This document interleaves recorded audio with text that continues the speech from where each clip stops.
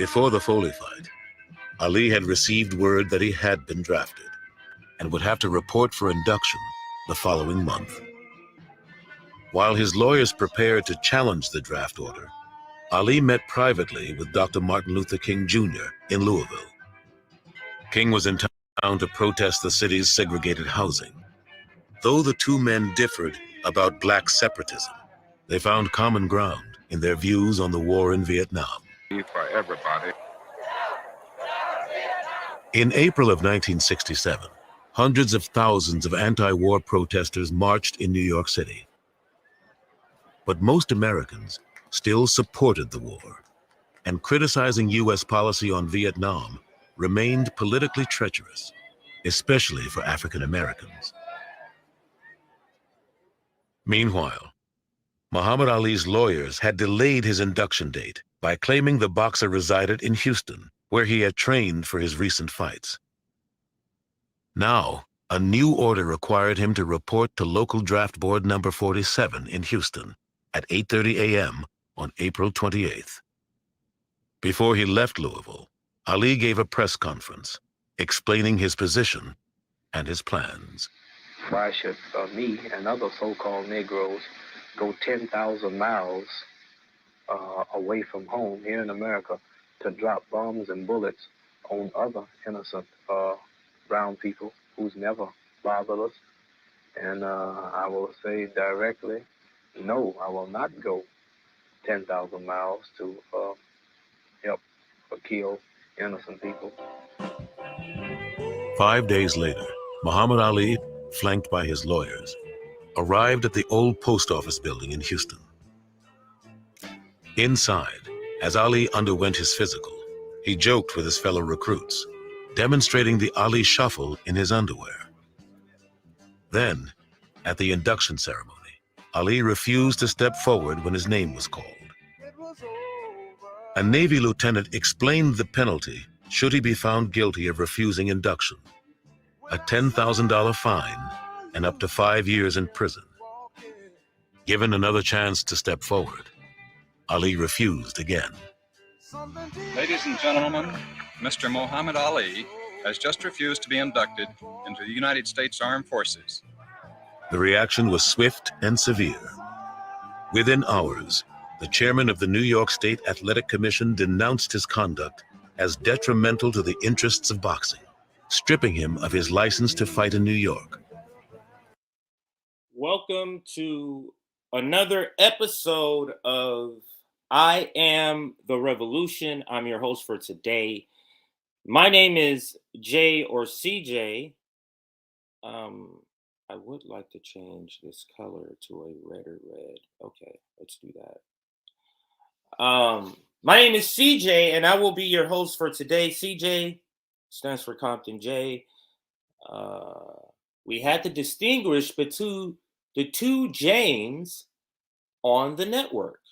There's me, and then there's JB.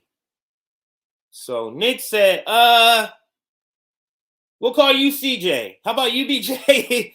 We'll call you CJ, Compton J. There you go. And you're JB. All right, that's it. That's kind of how the name was born, or the nickname, I should say. So, but welcome to this episode. I'm shooting to do one I Am the Revolution episode every week, but at least every 10 days. So I'm trying to get you 3 of these episodes a month, at least. 4 would be nice, but 3 a month. So, and as I always say to those here,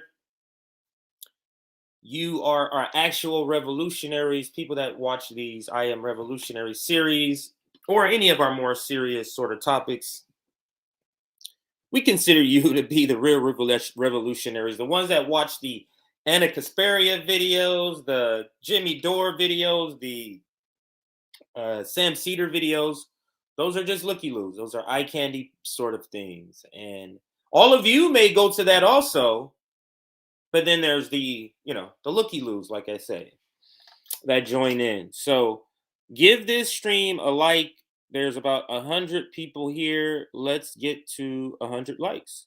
So 100 likes is the target right now. Everybody hit that like button. I will briefly go through some announcements. The target is 100 likes. Before we get started with the presentation of the Cleveland Summit, also known as the Muhammad Ali Summit. Google it, and you'll see a couple of things pop up. But join our Substack if you want notifications when we go live. Don't forget, I think the notifications for the the Sabby and JB show, which is right after this show. I think there was a notification sent already for that. But tomorrow we have a special guest, so we'll be sending out notifications later tonight for that. We'll get the graphics started on that one. What should we do? Joining us for the Nick and CJ show, we're going to have Garland Nixon tomorrow. So make sure you get on our Substack so we can get that link tomorrow. So join our Substack to get that. And also when we drop clips, we typically drop 3 or 4 a day, sometimes 5 or 6. I'm going to try to increase it to 6, but right now it's 4. And we're gonna stagger the timelines. We're going to stagger the clips now throughout the entire day. So we released one at midnight last night, for example. Did pretty well, actually. Next thing, we do have YouTube memberships, so more than welcome to join YouTube memberships. That's fairly new, coming up on 3 weeks, I believe. Our website, Revolutionary Blackout Network, is where you can go. Check out some of what we do in the community. Check out what we're about. Different things, pictures, community events. Rome building a library in Detroit. So the RBN library is getting built in Detroit, or being remodeled, I should say. Here's our contact information, info at revblacknetwork.com. Also, we're running a fundraiser, RBN Labor Fundraiser. The goal is 1,000. Our Venmo is Revolutionary Blackout. If you need the GoFundMe, if you don't have Venmo, you want to donate through our GoFundMe account, email us. In the subject line, just put GoFundMe account, and we will send that to you. So email us, info at Rev Black Network. All right, so we should be about 100 likes. Thank you for those that are watching. 100 likes, hit that like button. We're going to be talking about the Cleveland Summit. Did I spell that right? I didn't even do a spell check, I just realized. I know I did that on Muhammad. Otherwise known as the Muhammad Ali Summit. And you're watching I Am Revolution. Let's look at what some of you are saying before we get into this story.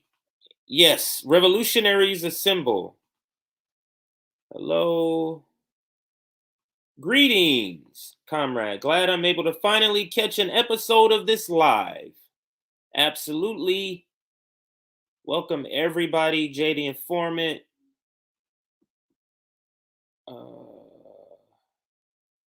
Ali was based in the greatest. Trying to get to some other ones. Ali was a hero. R.I.P. MLK and Ali. Absolutely. Lots of great words for everybody. And again, it was called the Cleveland Summit at the time, and then it began to be known as the Muhammad Ali Summit. It was essentially a summit where they came together a little bit after, a few weeks, maybe a month after Ali was drafted, or he was notified that he would be drafted. They came together that he was and met with him, like prominent athletes. So imagine, like, let me put the graphic up actually, so we can see as I'm talking. I'll put up the second one, this one. So if you're looking at this picture, and we're only talking about the one seated, right? On the very left, very end, that's Bill Russell. He's a basketball NBA legend, Celtic And then, of course, there's Ali seated next to him. Next to Ali is Jim Brown. Jim Brown held many rushing or running back titles, records in the NFL, and that's Jim Brown. At the time, I believe I don't know if he was known as Lou Alcindor, which is his birth name, but this is Kareem Abdul-Jabbar. So these aren't just random athletes. This would be like if this was LeBron, Tiger Woods, Mike Tyson, Steph Curry. That's what this would be akin to, not just random athletes. And then we show those same four gentlemen older, sort of in the same order, but that's Bill Russell there left. He just passed away, so RIP not too long ago. And then Ali in the middle there, and then Kareem there, and Jim Brown is far right. So this was a big deal at the time. Just imagine. It would be like what was going to happen during George Floyd sort of uprising when NBA players almost were going to strike, if they actually striked, like the pull, like all of them doing that. If they weren't,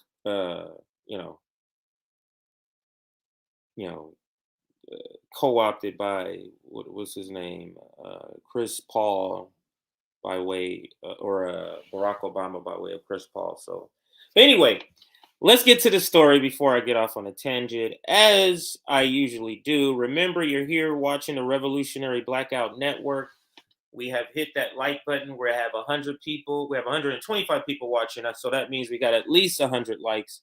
Hit that like button. Now, let's begin this story with this video that we sort of intro. So we're gonna rewind it and watch it from the beginning. Hang on 1 second here.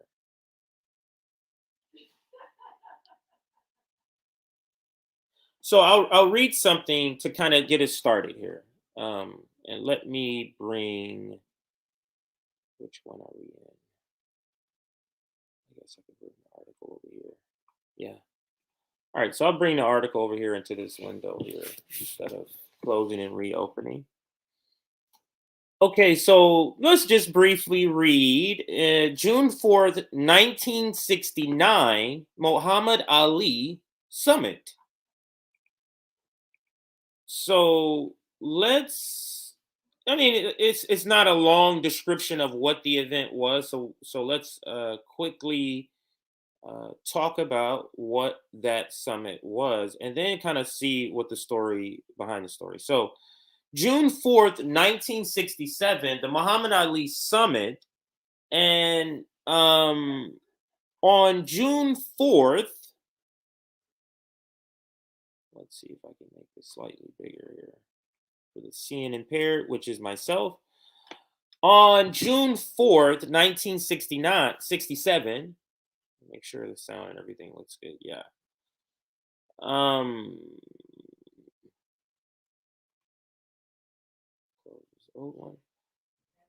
Sorry, I'm rearranging some things. All right, so on June 4th, scroll that up. 1967, Muhammad Ali and a group of leading African American athletes held a press conference in Cleveland after Ali announced he was refusing to serve in the U.S. military in Vietnam. So let me pause there. So I misspoke earlier. I said after it was announced that he would be drafted, they went down there. So it was announced he was drafted, and then he announced that he would be refusing. Then they went down there. So I needed to correct that part. So, and I got this from something, a website called Zen Education Project, teaching people's history. I'll read again. On June 4th, 1967, Muhammad Ali and a group of leading African-American athletes held a press conference in Cleveland after Ali announced he was refusing to serve in the U.S. military in Vietnam. And here are the athletes. So these are other athletes here. And when we watch some of the videos footage, you'll see these will be some of the people that are talking. I know this guy back here talks. I know this guy right here is in the video speaking. Some of them have passed on. Jim Brown speaks in this video in one of the footage that we have here. So yeah, and this is sort of an iconic picture. It's if you type in the Muhammad Ali Project or the Muhammad Ali Summit or the Cleveland Summit, this is the picture that will pop up. So let me continue, or actually let me read the name so we can kind of know who's here in this picture for those that want to look it up. Front row, Russell Ali Brown, Lou Alcindor, and now he's Kareem Abdul-Jabbar. So that does mean at the time he hadn't converted. Now the back from left to right, it just has their last names. So I'll just say that Stokes, Stokes, and then it says Walter Beach, Bobby Mitchell, Sid Williams, Curtis McClinton, Willie Davis, Jim Shorter, and John Wooten. So if you want to look up those names, you can. All right, now let's continue with the article. Ali saw the war in Vietnam as an exercise in genocide. He also used his platform as boxing champion to connect the war abroad with the war at home, saying, quote, "Why should they ask me to put on a uniform and go 10,000 miles from home and drop bombs and bullets on brown people in Vietnam while so-called Negro people in Louisville are treated like dogs," end quote. Dubbed the Ali Summit, the meeting happened roughly a month after Ali refused to step forward at an induction ceremony in Houston after being drafted into the U.S. military and a few weeks before he was convicted. So, and we saw that in the intro video. We'll get back to that video in just a second. Kareem Abdul-Jabbar, Jim Brown, Bill Russell, and Carl Stokes were some of the athletes and political figures involved in the meeting. Watch a short documentary from Uninterrupted about the meeting. And it's called United We Stand, the Muhammad Ali story. And we're going to be watching some of this too, or watching, that's one of the videos we will be watching, that documentary. Now, so what I'm going to do is put this article into the description. It is there now. You can go and click on it if you wanted to read it for yourself. I'm going to put this in as a reference. Yeah. Okay. So this article is there. I'll also put the link to the video in just a moment here. But let's go. So we're gonna come back to this video. I want to play a different video first. This one that they have in this article. I want to go back to this intro video to kind of set the groundwork, because we have to set the groundwork. Because we have to set the groundwork for why is there a meeting, the Cleveland Summit, the Ali Summit? Why was there a need to have that? So let's set the groundwork for that. And that means talking about Muhammad Ali refusing the military draft, which at his stature, just imagine, you have to imagine, like, Ali is like LeBron James, like is now for those that are younger, or a Michael Jordan. Imagine one of them. One, I can't even imagine them being drafted, but imagine one of them being drafted and then them being the ones being the face of this. So understand that he was large at the time. And let's continue, or let's begin, I should say. Let's have them on here. Right here. So let's listen. I rewinded. So we're going to watch the first 3 minutes that we watched already, and then it will continue for another 3 minutes. It's about a 6-minute video. Before the Foley fight, Ali had received word that he had been drafted and would have to report for induction the following month. While his lawyers prepared to challenge the draft order, Ali met privately with Dr. Martin Luther King Jr. in Louisville. King was in town to protest the city's segregated housing. Though the two men differed about black separatism, they found common ground in their views on the war in Vietnam. Our concern. Still, brother. Do you share? Do we see any of this happening today? Is there any athletes sort of combining, doing this without a company involved? I'm not talking about Gatorade having, Spike Lee and LeBron James show up. I'm talking about black athletes, celebrities, political figures, religious leaders, TD Jakes and LeBron James meeting with activist group, the Hushuro Socialists, the Hushuro Socialists. Are they meeting together to talk about the state of affairs in the black community? We have to understand anything that is radical is co-opted. And they saw these moments in the 60s, the powers that be, the ruling class saw, oh no, we need to co-opt and flip athletes. And flip religious leaders, i.e. Al Sharpton.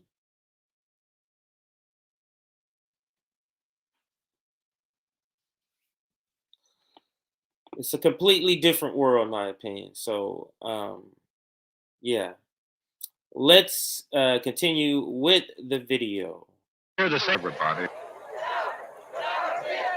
In April of 1967, hundreds of thousands of anti-war protesters marched in New York City. But most Americans still supported the war, and criticizing U.S. policy on Vietnam remained politically treacherous, especially for African Americans. Meanwhile, that sounds almost the same today. Almost. I personally would not put Kaepernick at all on the same ground, sort of stature as Dan, for two reasons. One, athletically, he's not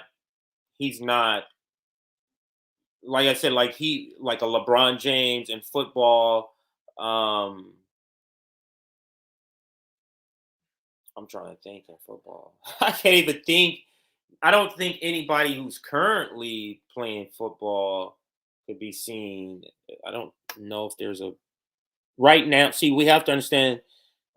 Back then, there hadn't been the co-opting of the NFL and to make it about the white unathletic person on the field, which is known as the quarterback. It's all been changed. So there's kind of like they don't have that same sort of black stature athlete that they would have back in the day, the O.J. Simpsons that stood above before. These quarterbacks, it wasn't the same way it is today. And it may be hard to imagine that. So with the neutering of, black athletes in the NFL, because you notice how, now I'm going off on a tangent, but you notice how the NFL is about quarterbacks and coaches. And who holds those spots like 90% of the time? Quarterbacks and coaches. The only two positions literally on the field and punter where black people don't dominate. But somehow, magically, over time, those have become the most important thing on the field. Everybody else is just laborers. So, yeah. Anyway, I'm going off on a tangent. Let's get back to the video. But no, I would not consider. Not to say he's bad or it's anything. I'm just, and then it's not a shade on him. It's more of a praise to the others. He's great in what he's doing, putting his career on the line. That's all. That's what we want athletes to do. The reason he's still not playing though is to the point that I'm making is because he's not at the stature of LeBron. LeBron could have kneeled and did all of that shit. He would not have missed a game because he's that great. So it's it's a little bit different for me. But anyway, let's get back to the video.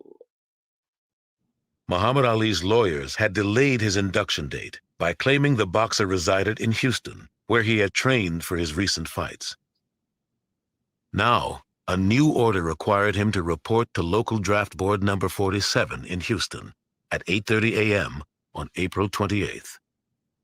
Before he left Louisville, Ali gave a press conference explaining his position and his plans.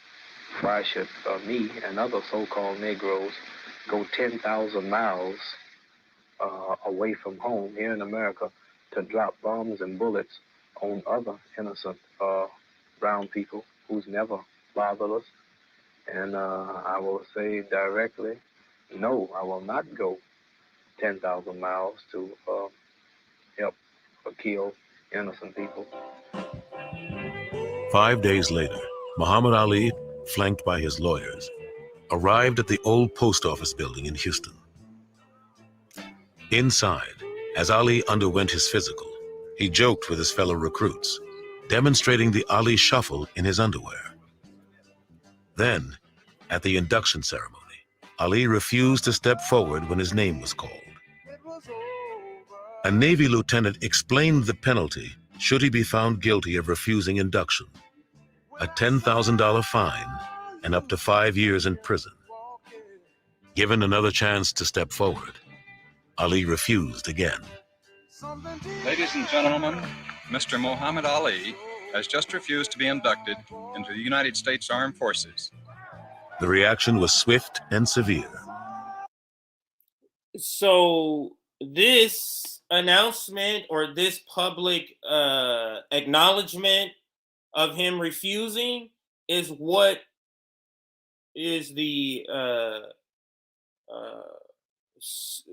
sort of a marker as far as when the summit took place. Because remember when we were reading, it said the summit took place about a month after Ali had refused. So this is around this time. This is the thing that sort of starts the conversations, because it wasn't like immediate.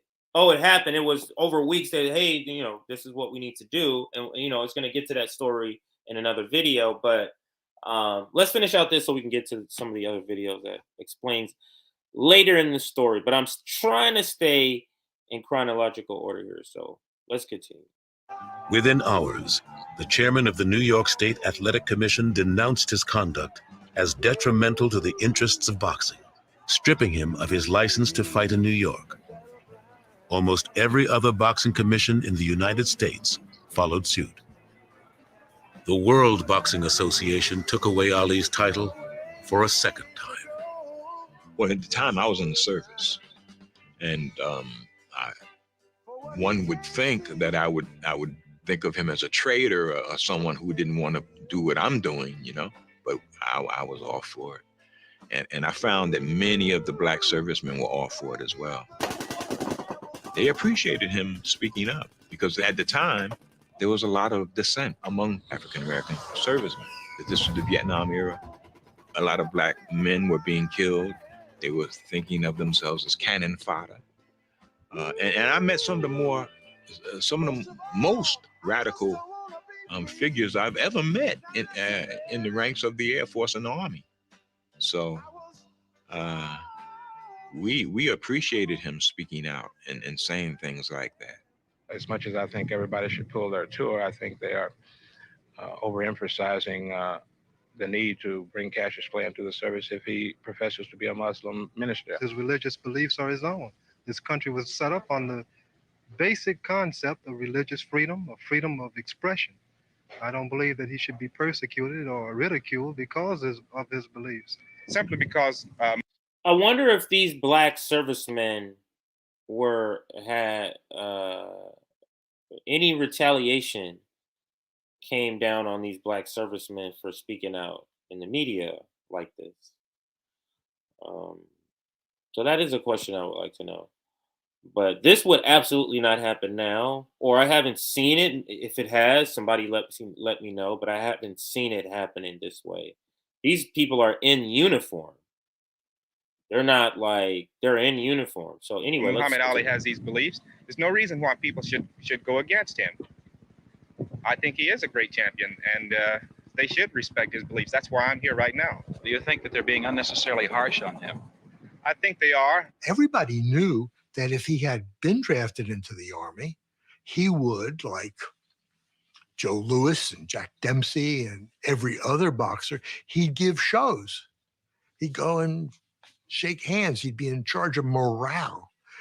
He wasn't going to be fighting the Viet Cong. And he knew that. Everybody knew that. So what he was giving up had to be for principle, couldn't be for fear. Hi, this is Ken Burns. I hope you enjoyed that excerpt from the film Sarah Burns. So I didn't want to watch this entire series. I did like this excerpt from it because there's another documentary that I like better that we're going to be switching to in just a second. Okay, I found it right here. So let's put it into the screen here and move on to this next documentary. And I'll put this link into the description box also. And let me do that. This one is not too long. So I'll put the description of this video, and the title is "When United We Stand," the Muhammad Ali Summit. And I'll put this link into the description box also. So that's there. All right, so let's watch this. This is sort of, for a documentary, this is short, under 20 minutes. So let's watch some of this documentary and about the story. So now we've established sort of what's happening in the background or what got him to this place.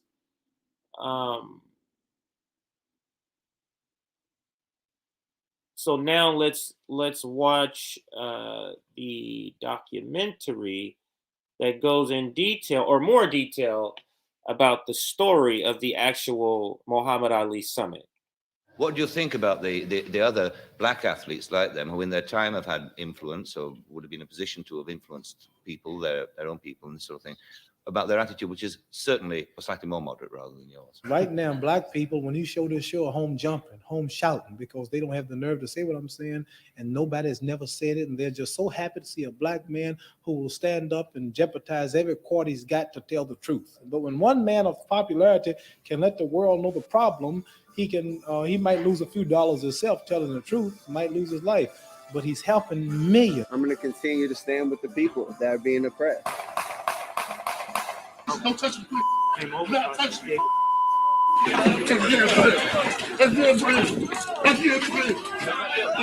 It's time to look in the mirror and ask ourselves, what are we doing to create change? To understand today, you've got to understand what happened yesterday. And there's one particular story from half a century ago that shouldn't be forgotten. And it's known today as the Ali Summit. And it's remembered, for as much as anything else, a single image of some of the most famous athletes in the world back then, side by side, united. The 1960s are often looked upon as the original decade of turmoil in modern America. You had Vietnam, the Civil Rights Movement. Black people were fighting for their own basic human rights. and that included a young boxer from Kentucky by the name of Cassius Clay. Won the Olympic gold medal in Rome, Italy. Olympic champion, the Russian standing right here, and the Pole right here. I'm defeating America's so-called threats or enemies. And the flag is going, dun, dun, dun, dun, dun, dun. And I done whooped the world for America. I took my gold medal, thought I'd invented something. I said, man, I know I'm going to get my people freedom there. I'm the champion of the whole world, the Olympic champion. I know I can eat downtown now. And I went downtown that day, had my big old medal on, and went in the restaurants. At that time, black things wasn't integrated. The black folks couldn't eat downtown. The lady said, we don't serve Negroes. And I had to leave that restaurant in my hometown where I went to church and served in their Christianity and fought, and daddy fought in all the wars, just wanted to go medal and couldn't eat downtown. I said, something's wrong.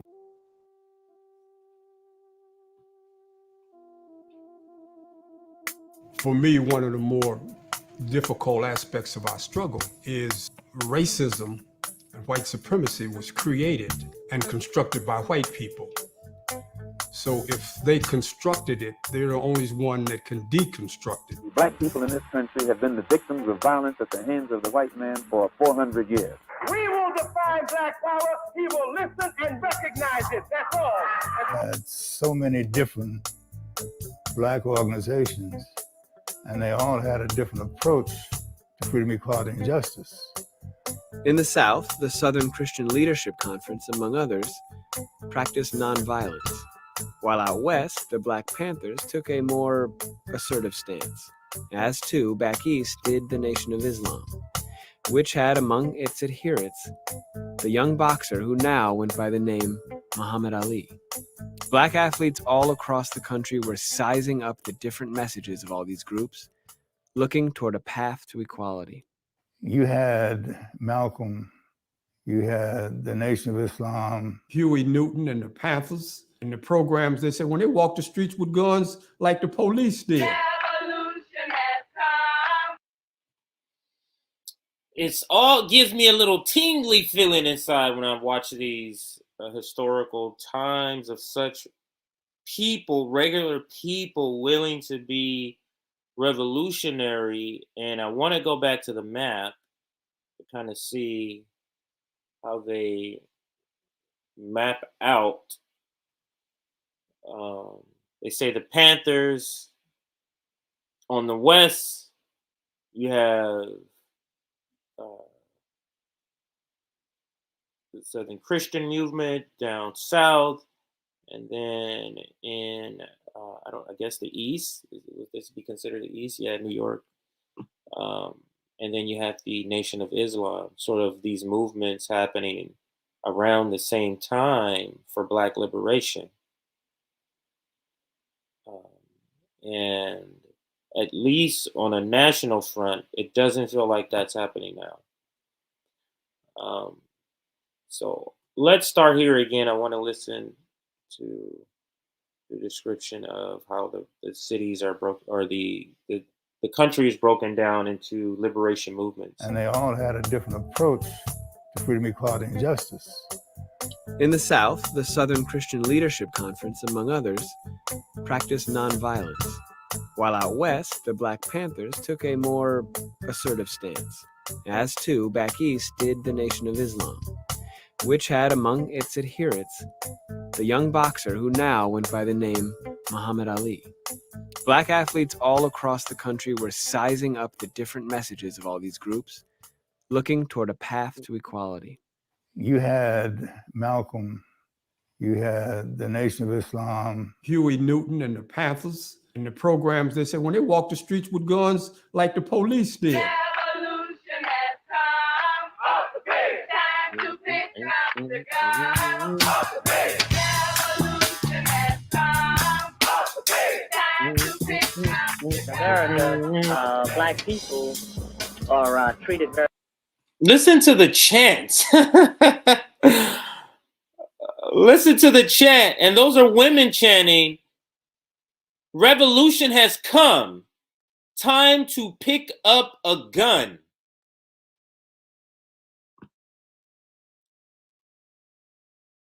Just makes you all, or at least me, makes you all tingly inside to hear chants like this. But let's listen again. come. Time to pick up the gun. Revolution has come. Time to pick up the In America, black people are treated very much as the Vietnamese people. The police in our community occupy our area, our community as a foreign troop occupies territory. If you were the black star of a team, you had to be very careful in how you represented yourself. Period. The Browns' Jimmy Brown blasted his way right down the middle with a sensational scoring run. You had to use your power, and you had to help those who were lesser from the standpoint of their football status. And it was a great responsibility because, you know, you had to decide when to speak up and when not to. And I remember having this discussion with Dr. King. I told him, I said, Dr. King, I cannot march with you. As much as I love you and what you're doing is magnificent, I will hurt the cause if I marched. I told him, I said, Dr. King, so what we'll do is we will help you to form an economic base.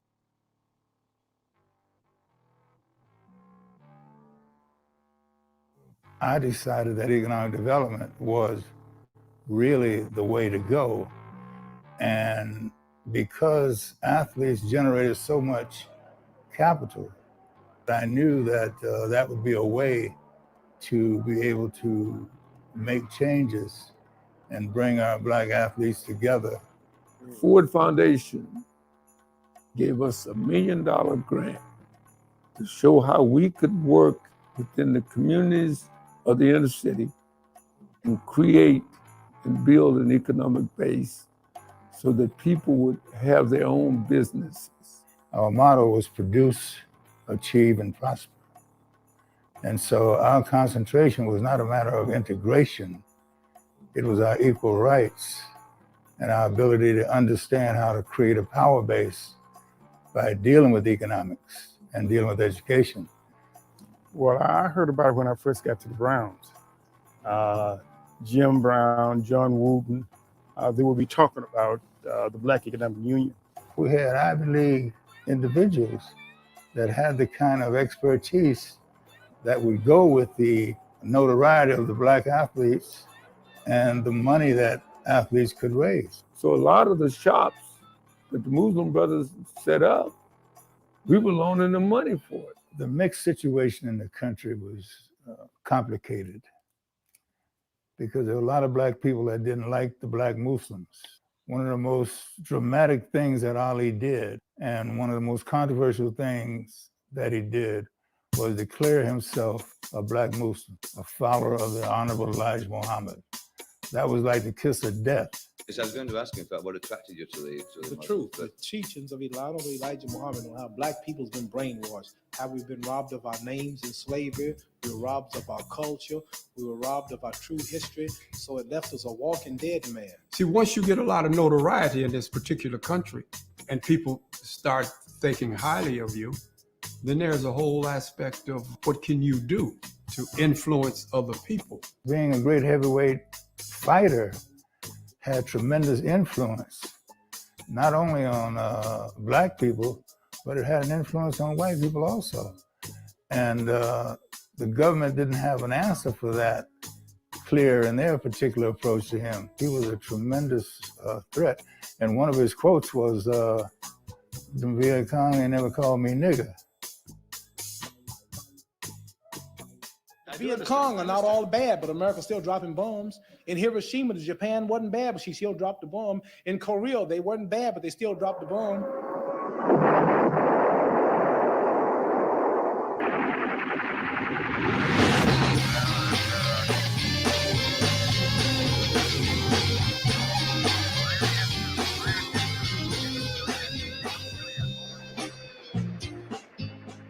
I was part of the military, and I did what I was supposed to do for the military, but I wasn't going to die voluntarily for the United States government.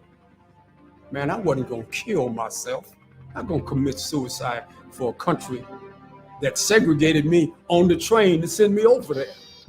In so many ways, the draft was an intersection between progressive America's resistance to the Vietnam War and the struggles of the civil rights movement. If your number was called in the draft, you had to report for duty, regardless of how you felt about the war itself, or for that matter, how you felt about your country. Muhammad, there's also a story out over this weekend that later this week your draft status will be announced again as 1A. Now, what's your reaction to that? And will you go into the Army in the ultimate if the Well, government says you must? I've just heard about it. I haven't really read about it yet. I've been so busy.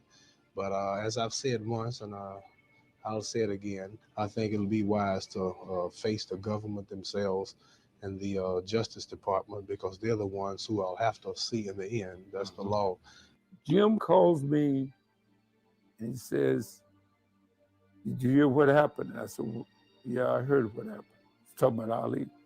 He says, "You know the champ didn't step forward." I said, "You're right." He says, "We got to support him." I said, "No problems." He said, "Get the guys together." I said, "John, put it together.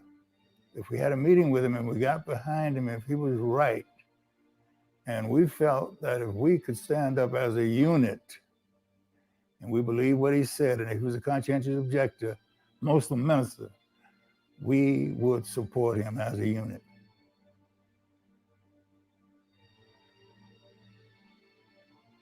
And on June 4th, 1967, in Cleveland, Ohio, it all came together. More than half a dozen NFL stars, plus two of basketball's biggest names, in Bill Russell and Lou Alcindor, all came together in Cleveland to meet with Ali and talk to him about his refusal to enter the military draft. Muhammad Ali, as a young kid, did he really understand what he was doing? Jim and the guys thought they should at least talk to him and try to be sure if he knew exactly what he was doing. This is the draft. This is not just an ordinary thing. You were drafted. All of us had served our military obligation. We always go and do our service in the off season. In other words, when we get through playing football, then we go into the service. And then during the year, you'd go on the weekends. My take on it was that I had served, and all of the athletes, Joe Louis and people like that, all went to the service. And that's what my thinking was, that why get yourself caught up in this? You go and what you'll be doing, you'll still be doing what you like to do, because that's the way the military treated it. And then you'd come back home and continue your heavyweight fights. For me to tell him that I believe that you should have gone to the military just because I went, that didn't mean that much to me. But to him, it would be still going against his religion. And that was more important to him than anything else. Well, that kind of blew my mind, so I had to step back, because what he was saying now was so much stronger than me. After having sit with him 3 to 4 hours or whatever it was, not sure of the time, and it was really like standing up and being counted in a real war. Ali knew he was going to lose money, knew he was going to lose his championship. He just knew that he had to stand on his principle. And ultimately, losing the money is the part that today's athlete is just not willing to give up. That an athlete that will be at his stature, because you're talking about a LeBron, you're talking about a Michael Jordan, and he's classically, he's been kind of approached with this question many times, like, why don't you do more, be more like a black, do more things more publicly and outwardly to get things for black people, to get more civil rights done for black people. He basically said that's not what he's about.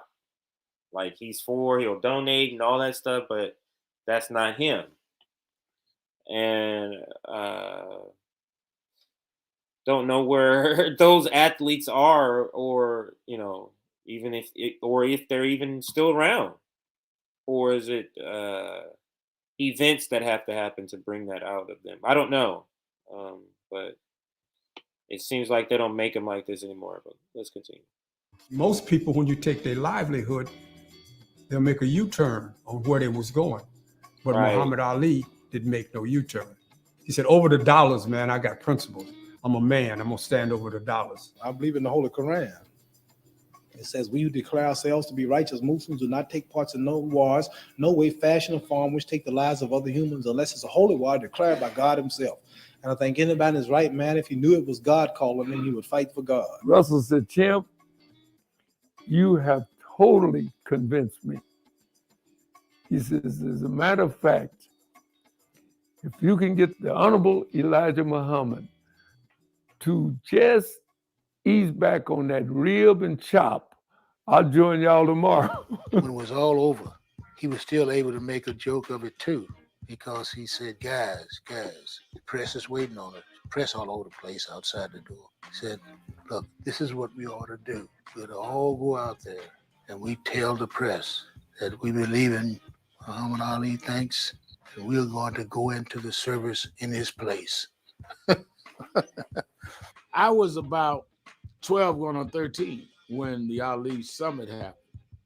And I remember how impressive it was to me, because these were the biggest guys in sports. I mean, you talk about Muhammad Ali and Jim Brown and Lou Alcindor.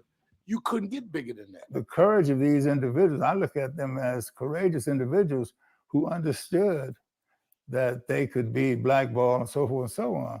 There wasn't no risk for me because it didn't matter to me. I didn't value that role as a professional football player as much as I valued a role as a man supporting Ali. I knew I wasn't going to play football all of my life, but I do know that the rest of my life, I had to be a man. There were 11 of them altogether, flanking Ali on that monumental day in Cleveland. The champ was prepared to pay the biggest price. Stripped of his title belt, excommunicated from the sport he'd dedicated his life to. And there was also huge risk for the rest of the folks in that photograph. Consequences they would have to face themselves. All of these elements were part of the realities that they would spend their careers getting to know far too well. I saw racism. I understood that it existed in the league, but I'm on an airplane with the Cleveland Browns going to Los Angeles to play the Los Angeles Rams, and the owner comes up to me and asks me what I'm reading. I said, I'm reading a book. What book you reading? I'm reading The Message to the Black Man by the Honorable Elijah Muhammad. He said, I don't want you to read that book.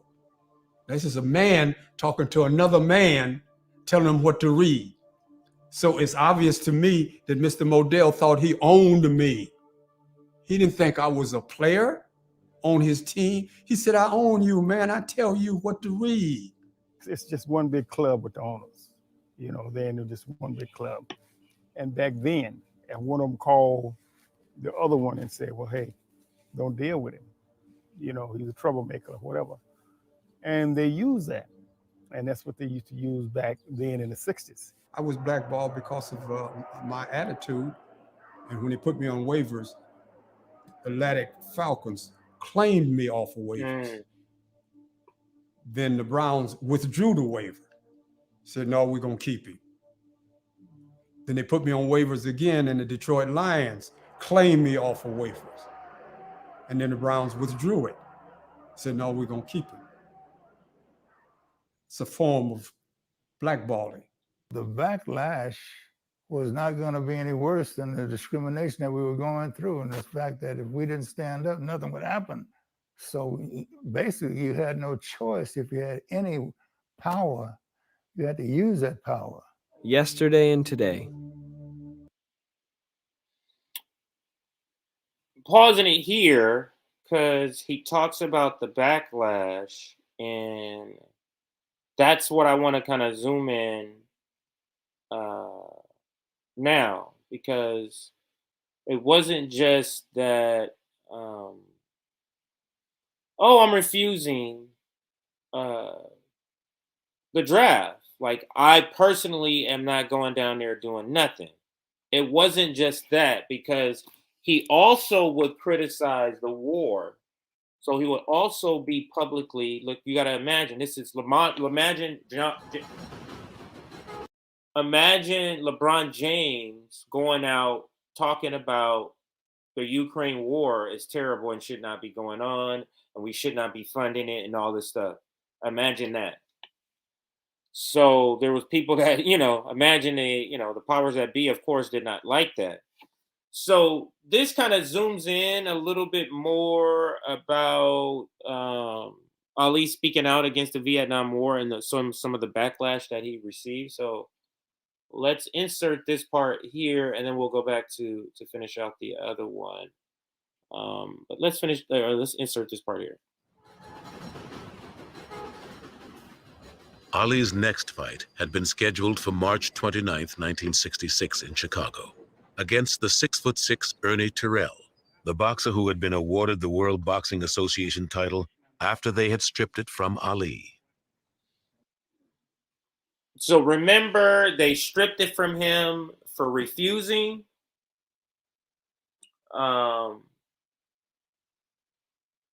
And they gave it to this guy that's in this, I forget whatever his name is. They gave it to him. And of course, he's playing the good coon, the good house Negro, because listen to some of the stuff he says about Ali here.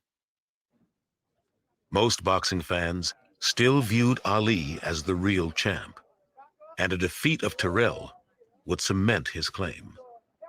"I want our soldiers and Marines to see what a real champion looks like," said Terrell, who promised to sign up for an exhibition tour in Vietnam after defeating Ali. And we announced the fight, and tickets were going very well, and we were securing closed-circuit exhibitors around the country. I had hoped it would be the biggest Ali promotion ever at that point. When Ali said, "I got nothing against the Viet Cong," Mayor Daley immediately contacted the Illinois Athletic Commission and told them to throw us out of Chicago. To salvage the fight, Ali backed away from his statements and offered to come before the Illinois State Athletic Commission to apologize.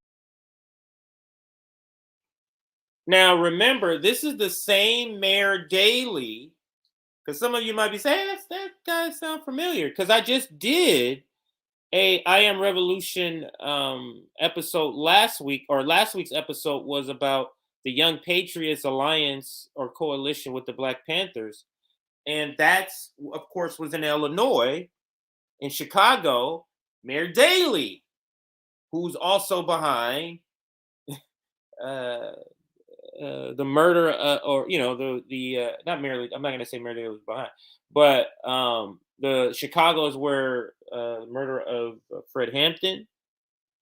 But Mayor Daley is prominent throughout that episode and how he was there pushing back against the Young Patriots and the Black Panthers and some of the things that they were doing, and also the Young Lords, I should say, because that's what that's about also. Let's continue. Apologize. But after having breakfast with Elijah Muhammad before the hearing, he reversed course. I'm asking you if you apologize for the unpatriotic remarks that you made. Anything, I'm not apologizing for nothing like that because I don't have to. I'm apologizing to the people who in charge of the selective service. Those are the people that we'll take this up with. I'm not in court now for that. I'm a champ of the world. This is athletic commissioner, and I'm here to fight for the title. And I'm just apologizing for what I said to the newspapers and to the press when I should have had these things to say, and they will from now on be said with the people who are in charge of this. The pressure of the military industrial complex, the pressure of white supremacy to say, look here, nigga. Yeah, we gave you all these toys and this money. We thought you was going to be a good boy, but if you're going to do this, we can just strip you. And now they did some of these similar things. Now, did they do this to Mike Tyson? I don't remember the reason. It could have been a legitimate reason for Mike Tyson. But they use these things of control. Like, so obviously stripping him of the boxing title was a way of trying to control him and force him to do something. Mr. Clay, Muhammad Ali, sir. Mr. Clay, Muhammad Ali, sir. Mr. Muhammad Ali, either one. Just Muhammad Ali. When you appear before this commission. You see the disrespect there? That's his name. And it's okay. Oh, you messed up. Yeah, I just recently changed it, so it's Muhammad Ali, sir. And he just says it again. So let's listen. I wouldn't even be saying no, sir. Who are in charge of this? Mr. Clay, when Muhammad you, Ali, sir. Mr. Clay, Muhammad Ali, or sir. Mr. Muhammad Ali, either Yes, sir. one. Just Muhammad Ali. When sir. you appeared before this commission before, if I recall correctly, you said So the stories and all the fuzzy stories from white America. Oh, we love Muhammad. They hated his fucking guts. They hated him and Martin Luther King. Now everybody's down with Martin Luther King. They literally hated their guts. Malcolm X too. They kind of still do that now, but all of these retelling the story now, they got these lovey-dovey feelings for these figures when they hated his guts. The same thing with Nelson Mandela. We labeled him a terrorist. Now he's the best freedom fighter and all this other shit. Just bullshit. Anyway.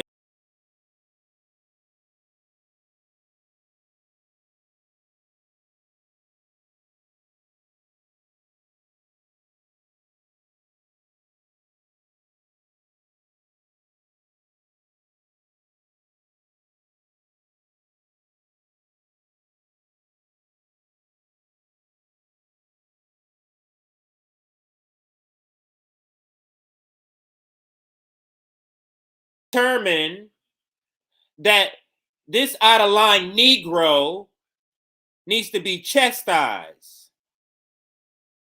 That's what we determine. And then they turn to the house Negro. Good old Coon, what do you got to say? Let's listen to the good old Coon. That the application and the license violated state law. I don't know what kind of statements Clay made. The only thing that I can figure out about Clay is he's guilty of being stupid. And once we got out of Chicago, Just like every the good city Coon.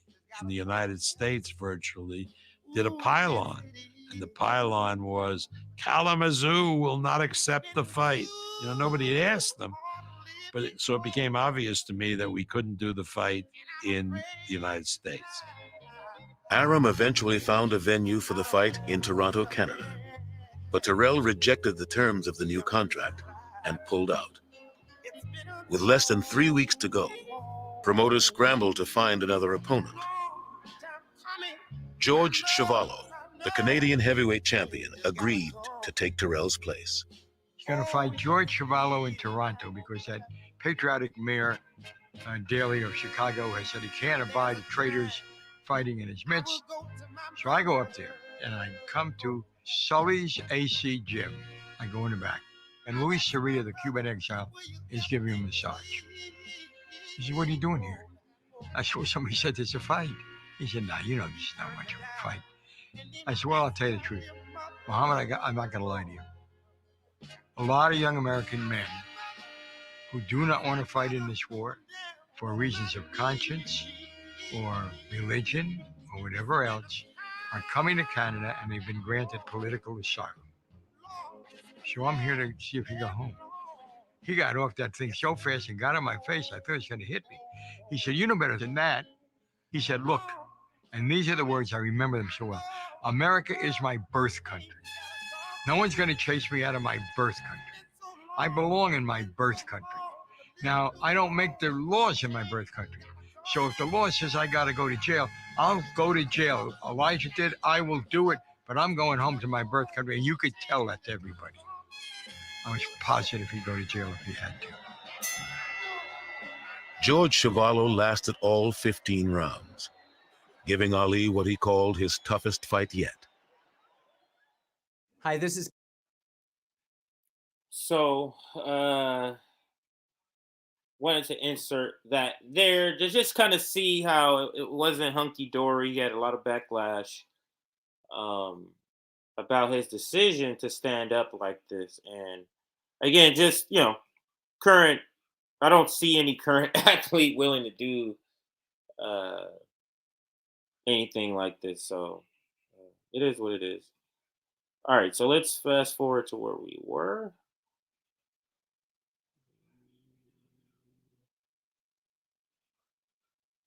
Right here. There. All right. Let's continue now with the documentary. We United We Stand, the Muhammad Ali Summit. They're essential, really, considering the madness of modern times. Policemen pull black people over and hit them across the head and unjustly try them in courts. And who went to jail? Nobody. It happens every day. But what will stay with you is the power of that image. The image of coming together. The image of standing united.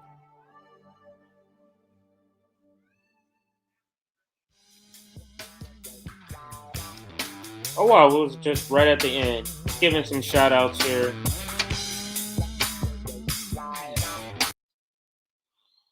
Yeah, wow. So it's a 30 minutes or 2 minutes of credits. Did not know that. But hang on a second here.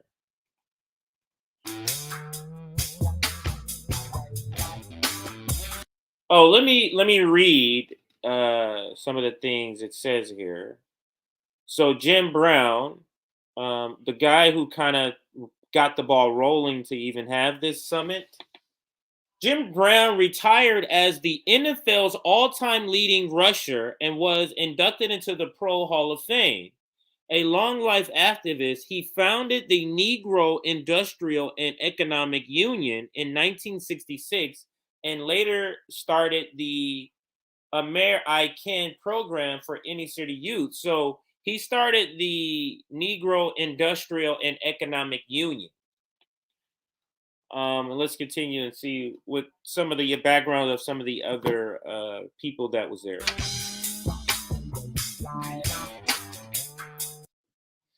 Walter Beach NFL career ended after the Ali Summit.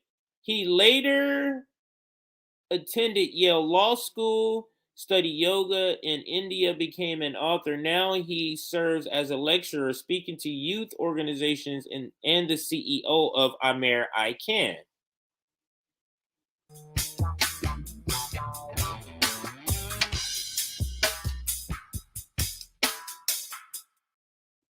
Bobby Mitchell retired from the NFL in 1969 and was inducted into the Pro Football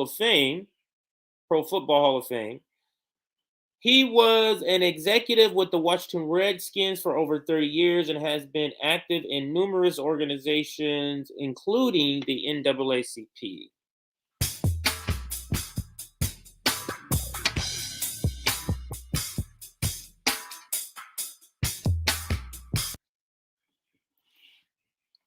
Sid Williams played in the NFL until 1969. Later, he worked as a business developer for the Black Economic Union. That's what they changed. It used to be called the Negro Industrial and Economic Union or something like that. Now it's called the Black Economic Union, and served as the U.S. ambassador to the Bahamas from 1994 to 98.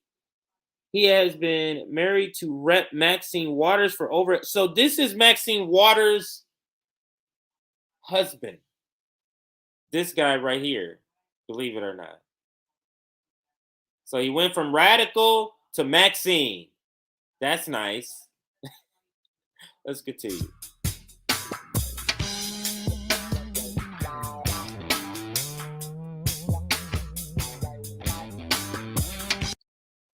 John Wooten retired in 1968 and is in the Cleveland Brown Ring of Honor. He was the executive director for the Black Economic Union and is now the chair of the Fritz Polar Alliance, working with the NFL to advance minority hiring and coaching and front office.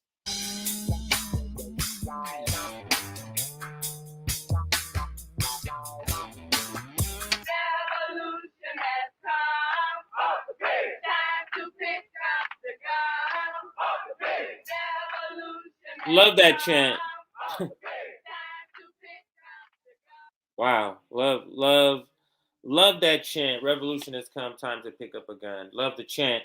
Let's toss up some of your comments before we kind of head out here. Yeah, I know, Maxine Waters, boy. Yeah, geez. Just went the complete opposite way. Yeah.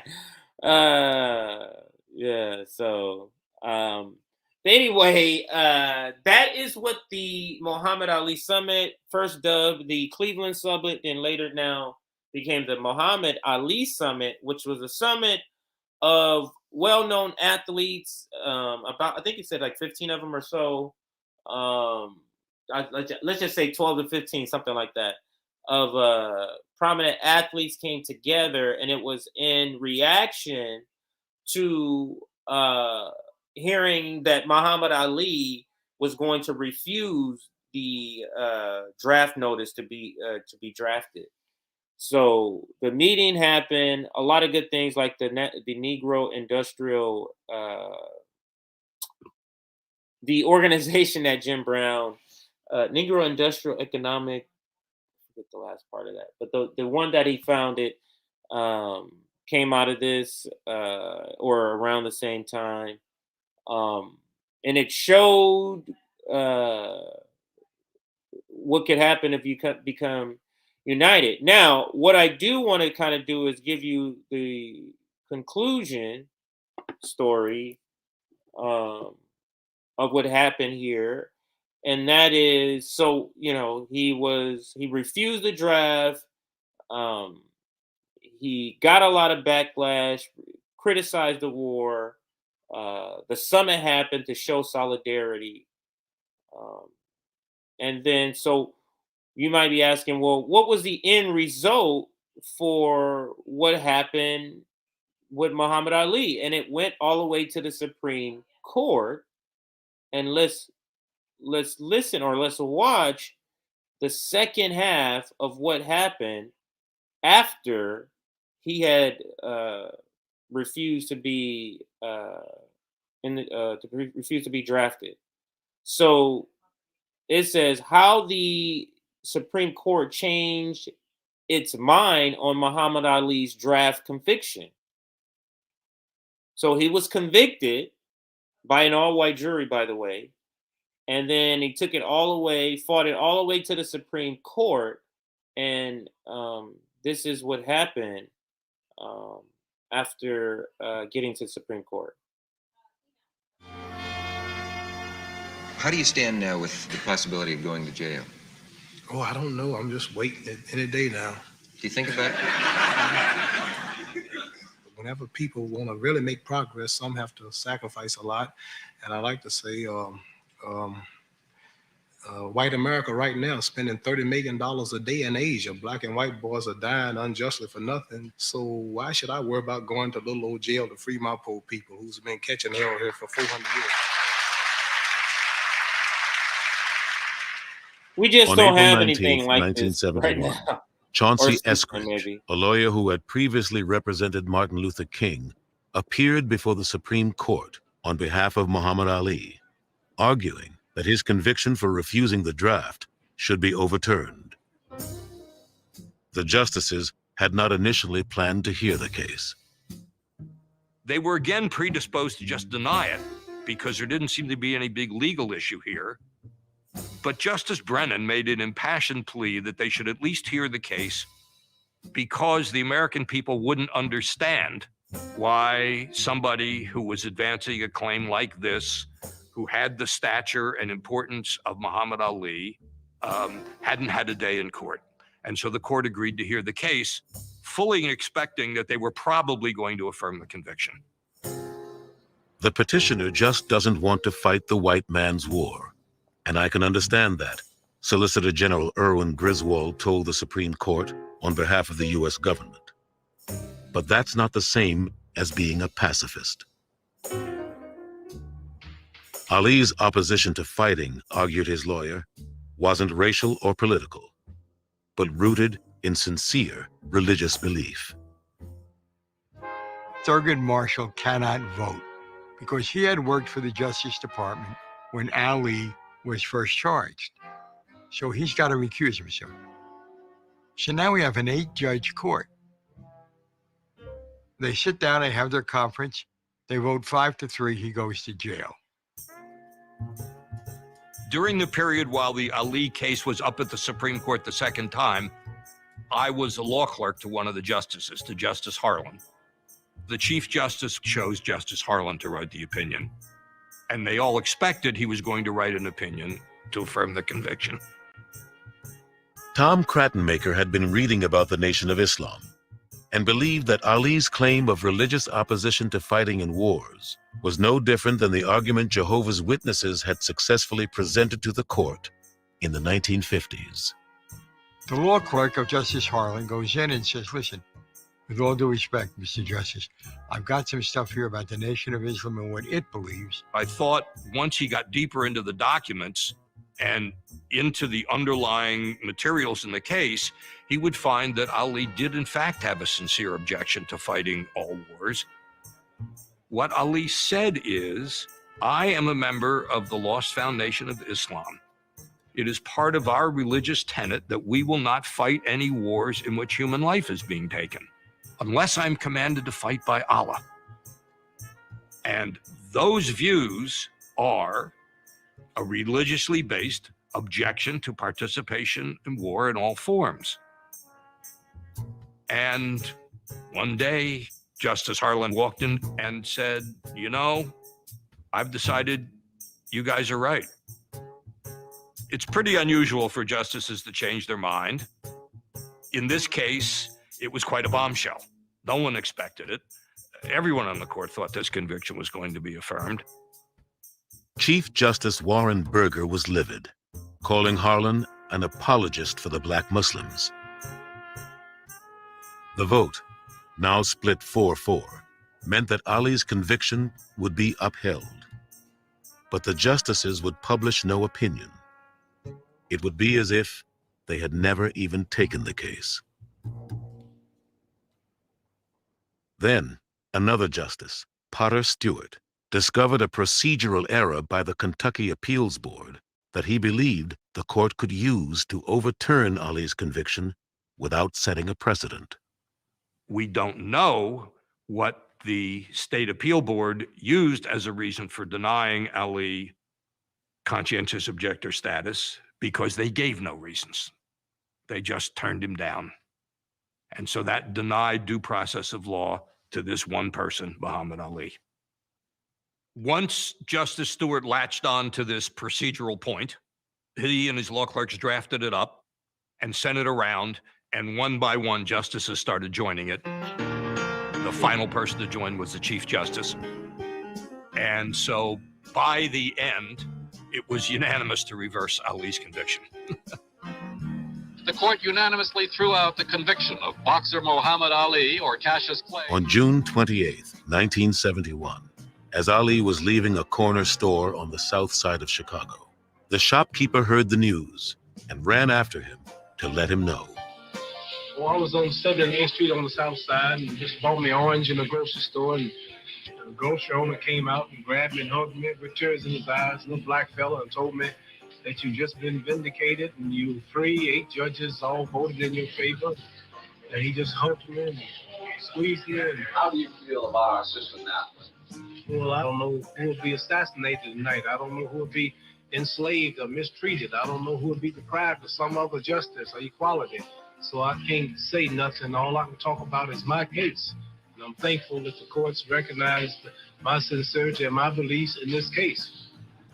That was so beautiful. Oh, that was beautiful. I cried because I was so happy. My brother faced a prison sentence. He was found guilty. He wasn't found guilty. They let him go. He was right. The Supreme Court said he's right. It's just so beautiful. To show there's a God. It was easy for him. It was easy. You know why? He knew in his mind was doing the right thing. Do the right thing in life, you're happy. Don't worry about what people say. Do what you think is right. Somebody asked me once in high school, what do you think about the war in Vietnam and maybe going over there and fighting? And I said, listen, I can't see any reason I'd be shooting these Vietnamese men and women. Why would I be doing that? Why would I go there? Why would I support that? I thought it was my own thought. That shows how powerful Muhammad Ali is. It was a thought that I had gotten from him, but I didn't even know I got it from him. When he says, no Viet Cong ever called me nigger. I mean, somehow that got into my head, but not on purpose, not consciously. And that's a real leader. He influences you, and you don't know what's happening. So that that ends the story, at least on Muhammad Ali refusing to go to the draft. It ends that story. But yeah. All right, let's see how we're gonna close down here. Pretty good quick episode I wanted to put together. And now what we're going to do is put up a couple of your comments, and then we're going to close out. And don't forget, the Sabby and JB show will be coming on in about 30 minutes. So the Sabby and JB show is coming up in about 30 minutes here. But let's see what everybody's saying in the comment section before we get out of here. Thank you for everybody watching that showed up today to watch this sort of couple of documentaries we watched together today.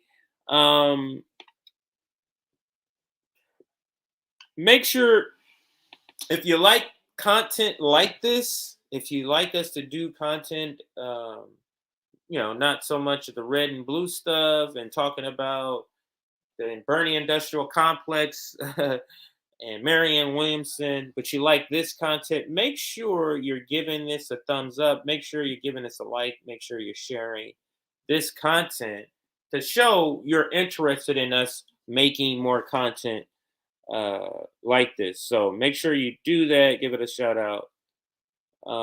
And then Rome shouting out, please donate to help the library.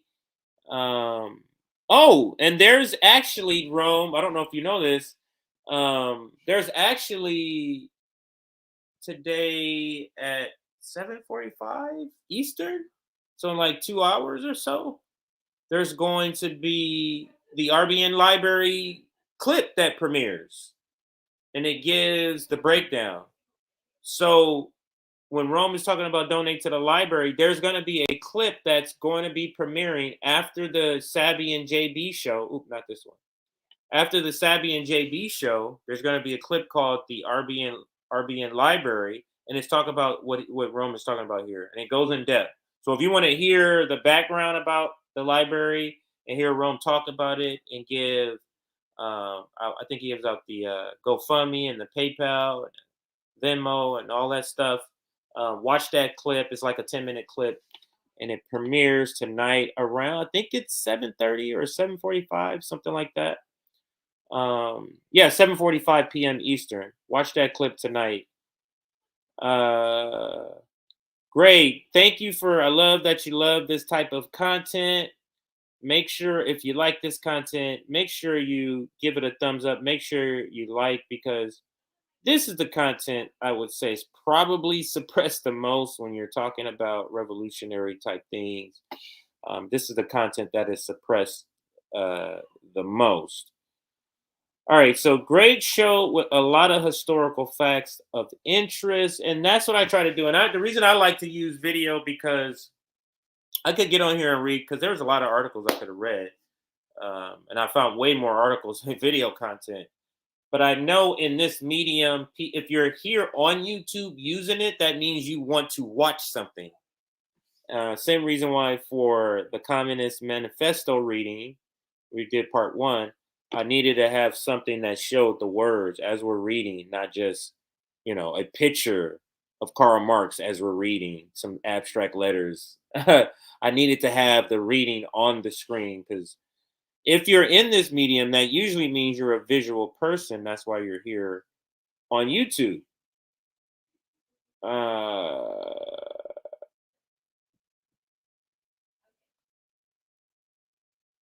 And then here, great show, CJ. I wish I hadn't ended up here late. I'll go back and check it out from the beginning because I hadn't seen this historical video.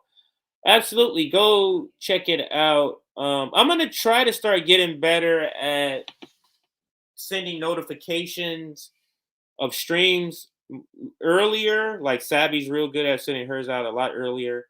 1 hour, I think I'm doing good. When I really should be sending it out more like 3 or 4 hours because it gives you a lot more time to plan. The Garland Nixon one, the episode we're gonna have tomorrow. I think we're gonna send that out today. So we'll send that out earlier. So if you're interested in being on our Substack, so you get notifications of all this stuff, the Garland Nixon interview that we're gonna have tomorrow on the Nick and CJ show. If you're interested in this type of content, get on our Substack notifications. You'll get some notifications from us every day, most likely, sometimes Sunday not. But yeah. Other thing, don't forget we got memberships if you're interested. If you like this content and you want to contribute, $3.99 a month on YouTube. Or scrolling at the bottom is our Patreon.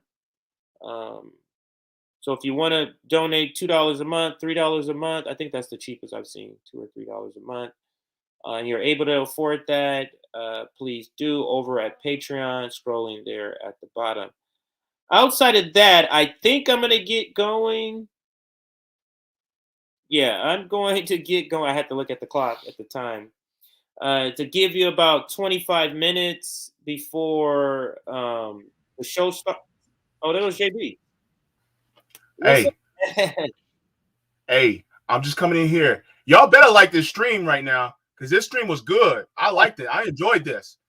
Now, look, every single one of y'all, all y'all, go ahead and like the stream on your way out. Mm-hmm. All right. And That's all I got to JB say. and the Savvy and JB show that's coming up, we'll be talking about the ban of TikTok or the possible ban of TikTok. All this talk about banning TikTok. What is it really about? Make sure you check that out in about 25, 23 minutes. Come back and watch that. Yeah. But that's all I came in to say. Like the stream. All right, JB.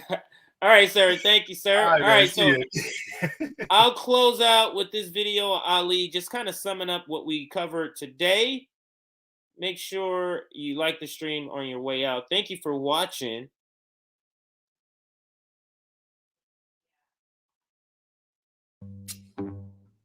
It has been said that I have two alternatives: either go to jail or go to the army. But I would like to say that there is another alternative, and that alternative is justice. Ladies and gentlemen, Mr. Muhammad Ali has just refused to be inducted into the United States Armed Forces. He refused induction on the grounds of his religious convictions on war. My conscience won't let me go shoot my brother or some poor hungry people in the mud for big powerful America and shoot them for what? They never call me nigger. You know, Muhammad Ali is really important in this because when Ali refuses induction, there's a famous column in the New York Times written by Tom Wicker where he just wonders out loud what would happen if you had 100,000 Muhammad Alis. If you had 100,000 people who were prepared to do what Muhammad Ali just did, you would bring this war to a stop. So the draft resistors set that kind of as the goal. It took an all-white jury less than a half hour to find Muhammad Ali guilty of all charges and specifications. He was sentenced to the maximum, 5 years in prison, and was fined $10,000.